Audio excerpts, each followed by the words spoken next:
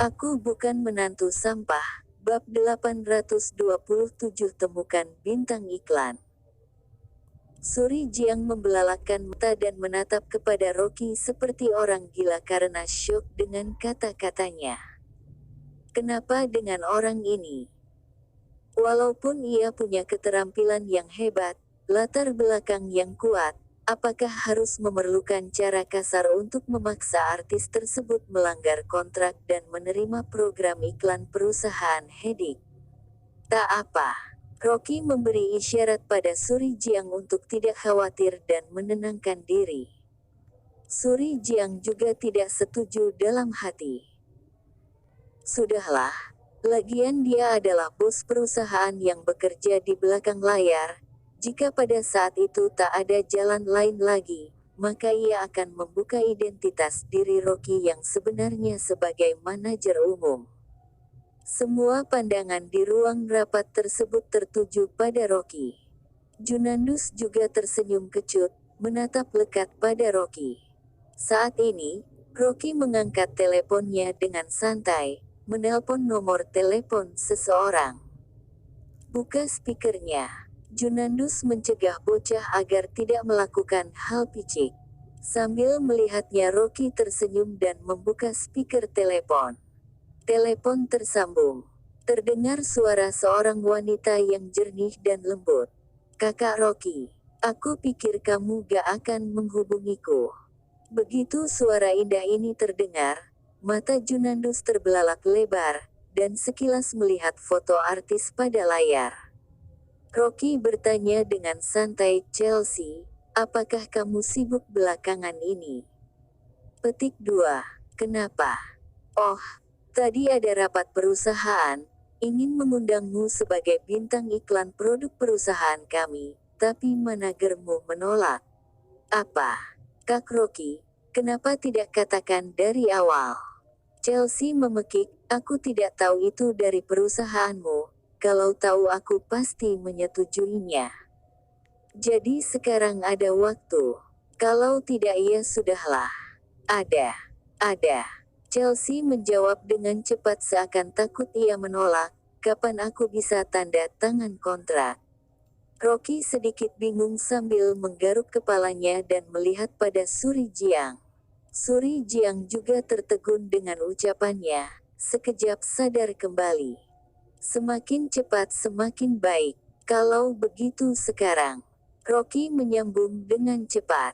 Direspon cepat oleh wanita pemilik suara jernih di seberang sana. Tak masalah, aku akan datang.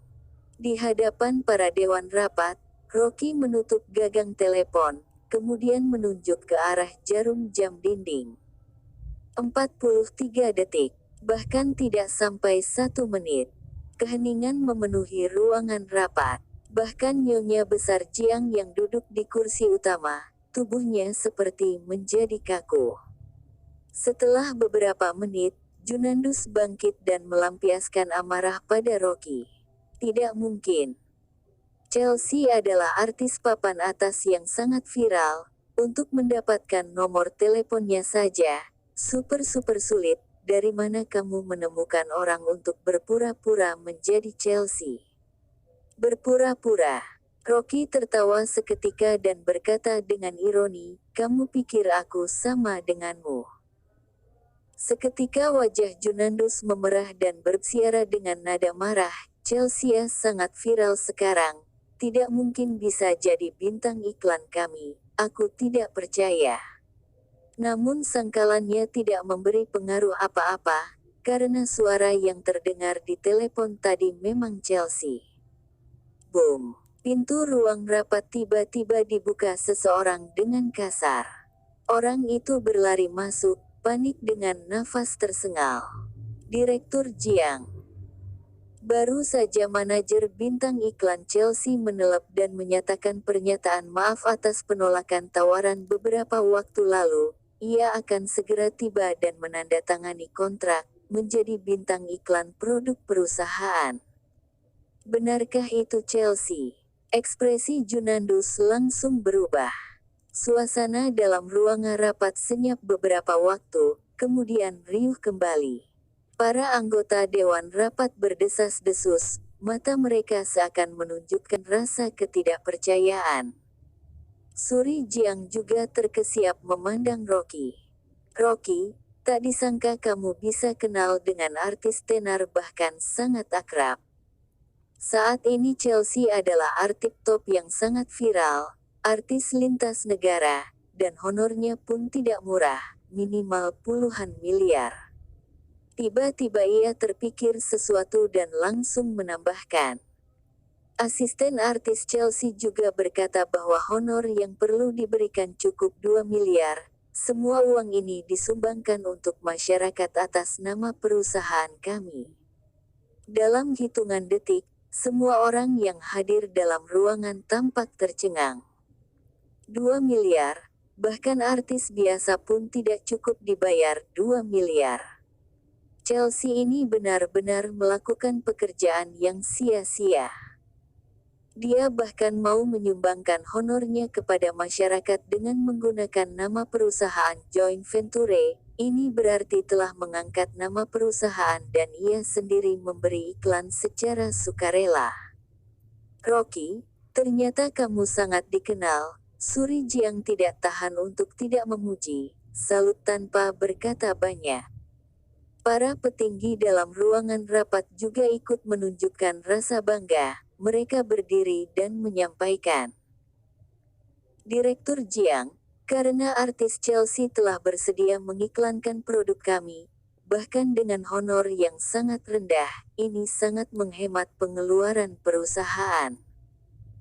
Maka serahkan pada Chelsea, ia juga artis yang sangat viral, bayarannya sangat minim. Ini sebuah keuntungan besar bagi perusahaan.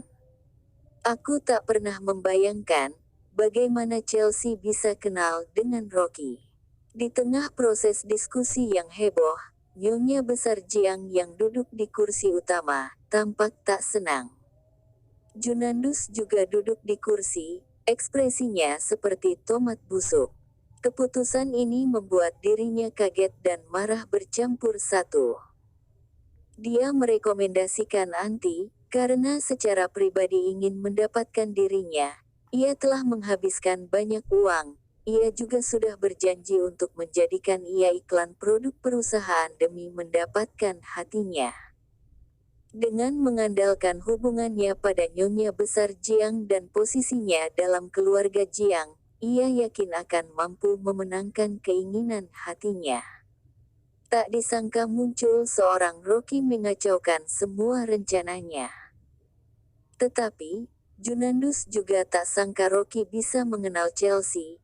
Bahkan dalam waktu kurang dari 1 menit, ia bersedia menjadi bintang iklan perusahaan dan rela tidak menerima bayaran. Ia sulit menerima keajaiban ini. Masalah sudah beres. Rocky berdiri dan kedua tangan menopang di atas meja, melirik sekilas pada Junandus dan Nyonya Besar Jiang. Semua telah mendengar perjanjian tadi, maka sekarang kita bisa memulainya. Dalam sekejap suasana rapat menjadi hening. Isi perjanjian adalah agar Junandus menggonggong. Rocky, jangan keterlaluan menindas orang. Emosi Junandus meledak, memukul meja dan berdiri. Yang mau bertaruh harus terima resiko, kalian yang menyetujuinya. Rocky mendengus dingin, sorotan matanya tajam mengarah pada Nyonya Besar Jiang. Rona wajah Nyonya Besar Jiang berubah-ubah dan memucat, berkata dengan suara rendah, kenapa, aku juga termasuk di dalamnya. Rocky tertawa dan menatapnya tegas, perhatikan, yang aku katakan tadi, kalian, lagian perjanjian ini adalah ide anakmu. Melihat Rocky benar-benar tidak melepaskan Nyonya Besar Jiang, semua orang kaget menahan nafas, saling melihat dengan perasaan kacau. Sungguh bernyali besar, berani berhadapan dengan Nyonya Besar Jiang. Itu bukan karyawan biasa, tapi asisten keluarga Jiang, dan urutan hak bersuara dia hanya di bawah Tuan Besar Jiang.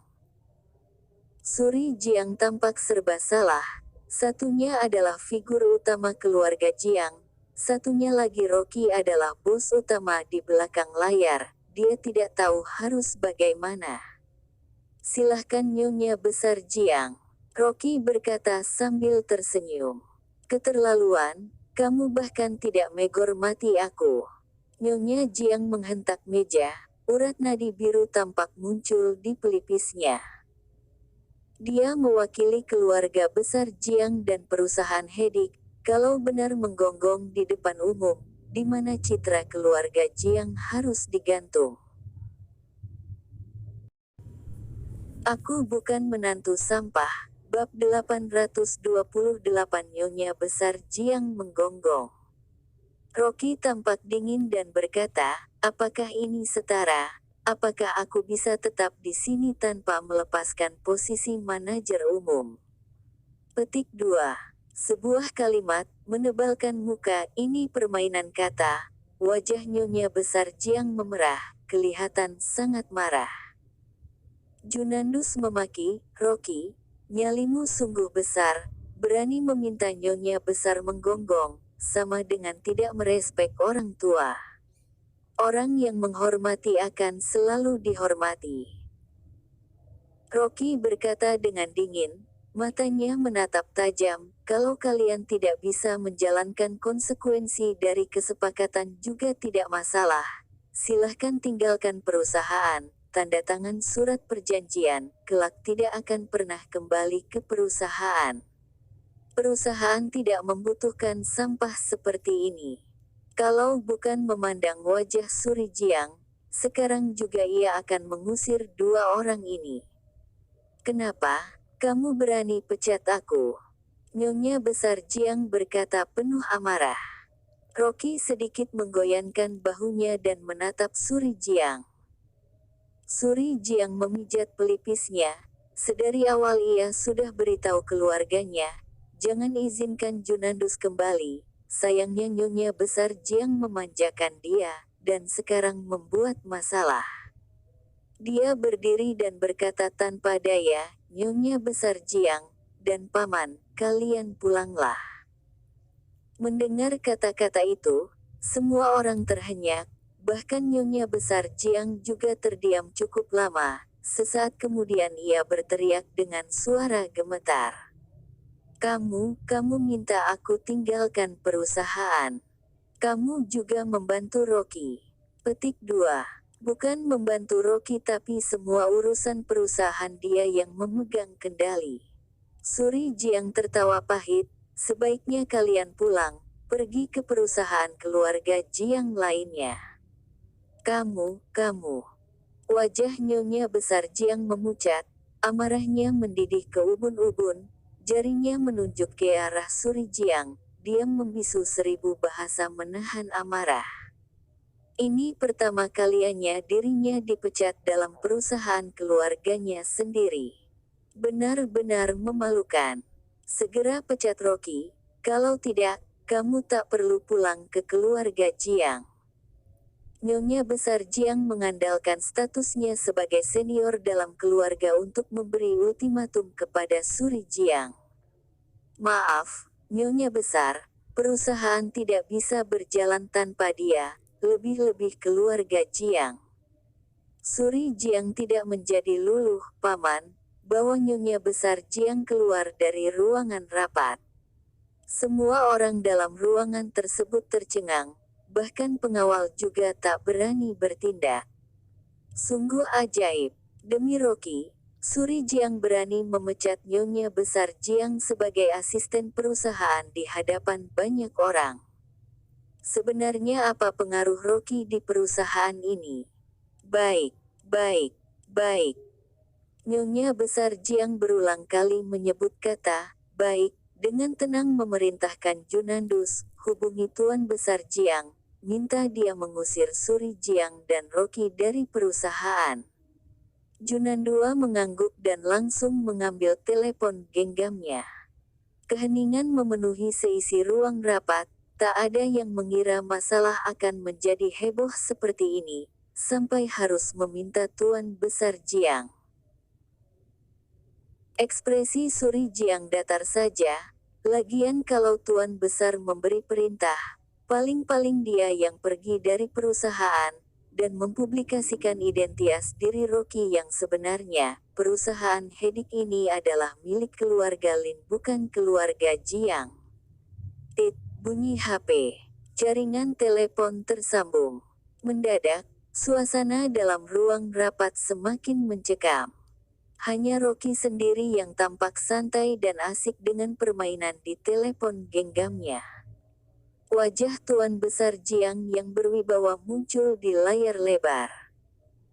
Nyonya Besar Jiang melangkah maju dan menjelaskan dengan penuh emosi, Rocky bersikap tidak etis dan tidak menghormati aku sebagai senior. Dia mau memecat Junandus, bahkan Suri Jiang juga berpihak padanya. Cepat minta Suri Jiang pulang dan pecat Rocky. Omong kosong apa ini? Cepat pulang dan jangan memalukan perusahaan. Tuan Besar Jiang berteriak lantang dan marah di depan layar. Sudah dengar, Tuan Besar memintamu pulang. Junandus berkata dengan sombong kepada Suri Jiang. Tuan Besar semakin emosi, tidak usah menyebut Suri Jiang, yang aku maksud adalah dirimu. Dan kamu. Mendengar kata, kamu, menunjuk pada Junandus, dan satu kata lagi, kamu, jelas-jelas mengarah pada Nyonya Besar Jiang. Ayah.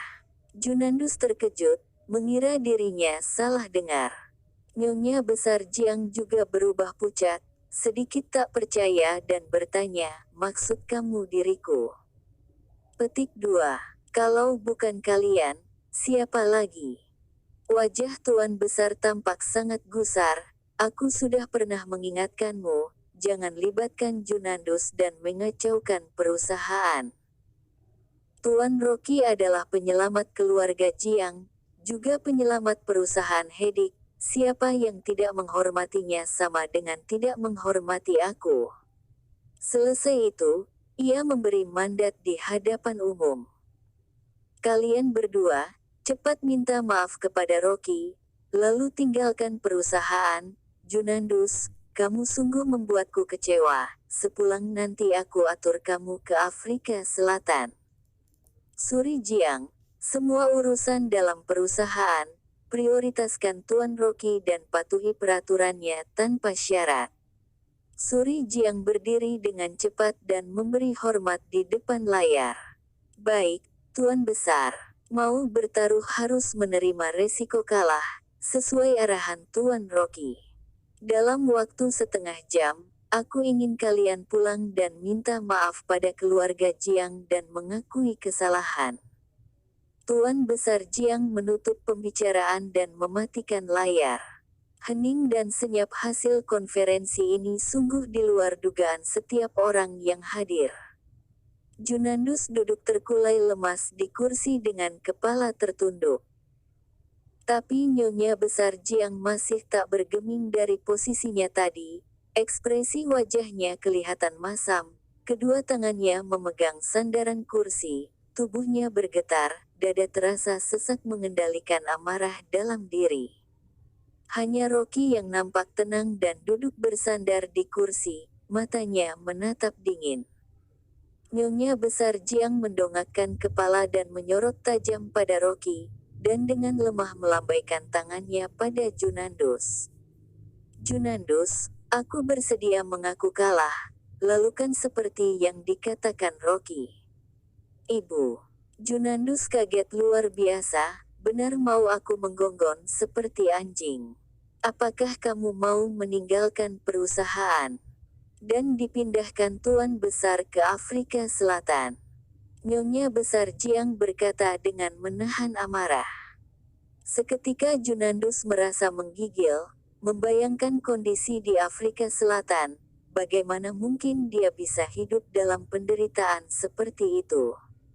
Dia melirik Rocky dengan kebencian, dengan paksa ia membuka mulutnya. Guk guk, guk guk. Suara gonggongan anjing keluar dari mulut Junandus. Suasana hening dalam ruang rapat, seketika menjadi ajang hiburan. Banyak orang yang menahan tawa, Bahkan ada yang menundukkan kepala di atas meja, khawatir suara tawanya terdengar. Junandus menahan malu karena memperagakan suara anjing, menggertakkan gigi lalu duduk kembali. Hari ini ia benar-benar kehilangan muka. Andaikan ia tetap tinggal dalam perusahaan, bisa jadi ia akan menjadi bahan tertawaan di kemudian hari. Cukup. Rocky mengangguk dengan cuek, melirik pada Nyonya Besar Jiang. Nyonya Besar Jiang menggertakkan gigi, nafasnya tersengal tak stabil membuncah dalam dada. Dia adalah orang yang berpengaruh dalam keluarga Jiang. Kalau dia meniru suara anjing, dan sampai berita ini tersebar, ia benar-benar sangat kehilangan muka. Demi putra kesayangannya, Nyonya Besar Jiang menarik nafas panjang, dengan paksa dan enggan membuka mulutnya, siap-siap meniru suara gugukan ringan. Suri Jiang mengernyitkan kening dan berusaha ingin menghentikannya namun tak menemukan alasan, bagaimanapun beliau seorang senior. Pada saat itu juga, saat Nyonya Besar hendak menggonggong, Rocky menyela. Sudahlah, Nyonya Besar Jiang, cukup Junandus yang belajar menggonggong saja. Aku hanya memberinya pelajaran semoga kelak ia bisa bertindak demi perusahaan, jangan buat masalah lagi. Setelah itu, Rocky langsung berdiri dan keluar dari ruangan tanpa melihat sedikit pun pada Nyonya Besar Jiang. Di belakangnya, Nyonya Besar terduduk lemas dengan nafas terengah. Suri Jiang juga bernafas lega. Rocky keluar dari ruangan rapat, ia hanya ingin memberi pelajaran kepada dua orang ini, bukan untuk mempermalukan Nyonya Besar Jiang. Bagaimanapun, Suri Jiang akan serba salah kalau sampai ia mempermalukan Nyonya Besar Jiang. Pada saat ini, di depan aula perusahaan terjadi kehebohan, seperti ada yang menarik perhatian kerumunan orang, segerombolan orang saling berdesakan dan penuh antusias. Lihat, artis terkenal datang.